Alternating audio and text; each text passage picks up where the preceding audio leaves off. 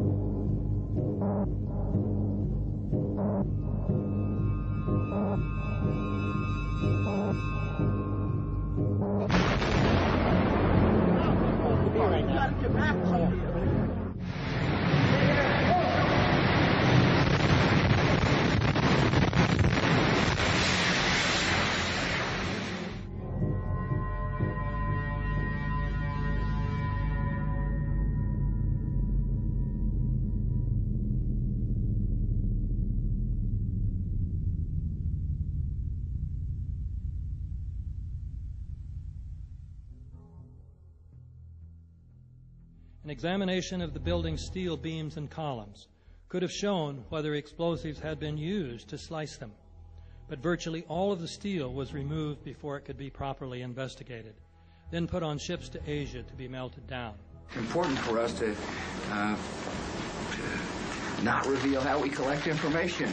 That's what the enemy wants. And you have no evidence that the government's behind 9/11, and I frankly think it's an awful thing to allege, considering it's not true and you haven't proved that it is. It's totally implausible. Like, we would report that if that were true. Because these guys own our government. They print our money, and they own not only the government, but they own you. You are their property.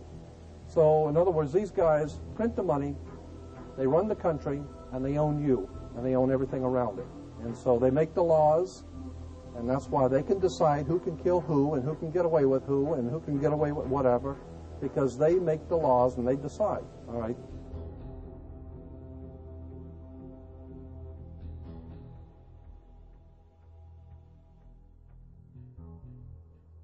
On that day, what did the president say to you? The president, in a very intimidating way, left us, me and my staff, with the clear indication that he wanted us to come back with the word that there was an Iraqi hand behind 9/11, because they had been planning to do something about Iraq from before the time they came into office. Did he ask about any other nations other than Iraq? No, not at all. It was Iraq, Saddam, find out, get back to me. And were his questions more about Iraq than about al-Qaeda? Absolutely. Absolutely. He didn't ask me about al-Qaeda. And we said, but Iraq had nothing to do with this. And that didn't seem to make much difference.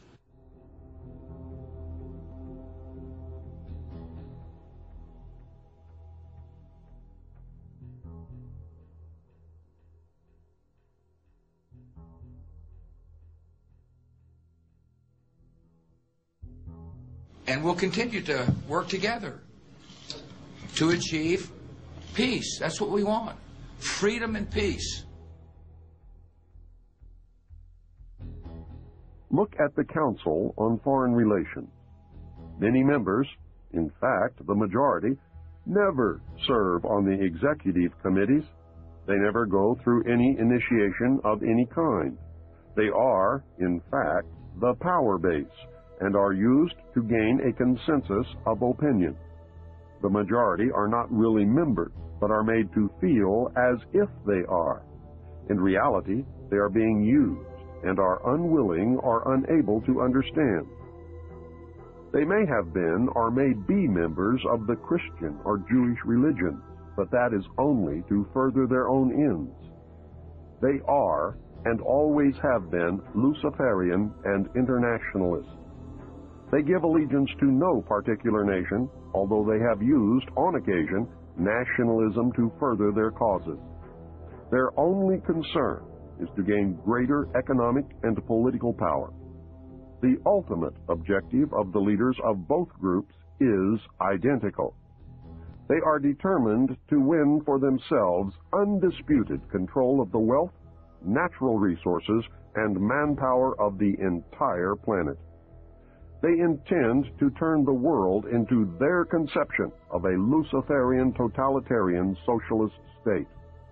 In the process, they will eliminate all Christians, Jews, and atheists. You have just learned one, but only one, of the great mystery. The people who are running this country from behind the scenes do not care a thing about Americans or bloodshed anywhere. I think we're going to awaken one day to find out that we've all been too relaxed and entertained and watching television and being entertained with all the cares of life, never realizing what is going on in this country. In the secret, ladies and gentlemen, they are at least, very bare minimum, 50 to 100 years ahead, beyond what you can even imagine.